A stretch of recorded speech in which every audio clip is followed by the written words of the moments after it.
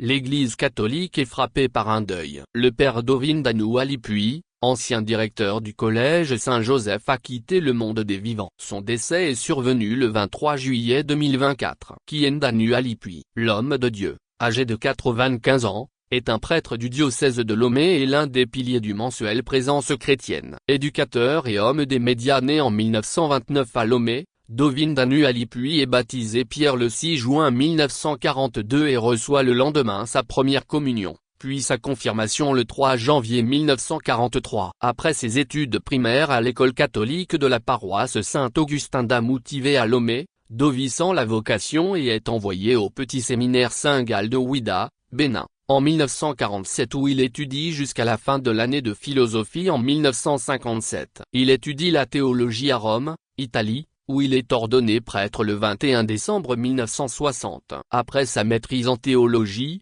l'abbé Dovi est envoyé à l'université de Strasbourg, France, pour des études en lettres classiques en 1961. Là, il fait une maîtrise en lettres classiques et reçoit aussi un diplôme en journalisme, renforcé par une année de stage à Paris, en radio et télé. De retour au Togo, le 12 juillet 1965, il est nommé professeur au séminaire Saint-Pierre-Clavé de Tocoin, Lomé, séminaire dont il devient vice-recteur puis recteur. En 1968, il est sollicité pour diriger le collège Saint-Joseph pendant 14 ans avant d'être nommé directeur national de l'enseignement catholique.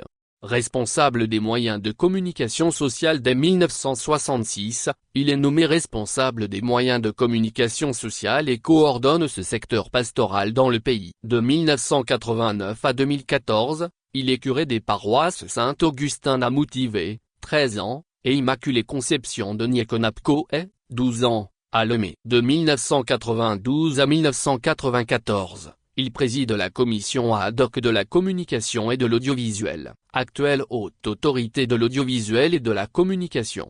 C'est ainsi qu'il a œuvré à la création du magazine Mediapro, à la relance du journal Présence chrétienne, dont il a été directeur de publication de 1994 à 2017, à l'installation de Radio Maria Togo et de la télévision catholique SPA. Continuez à faire bon usage des médias et des réseaux sociaux afin que la bonne nouvelle soit annoncée en profondeur, conseille celui que certains appellent patriarche.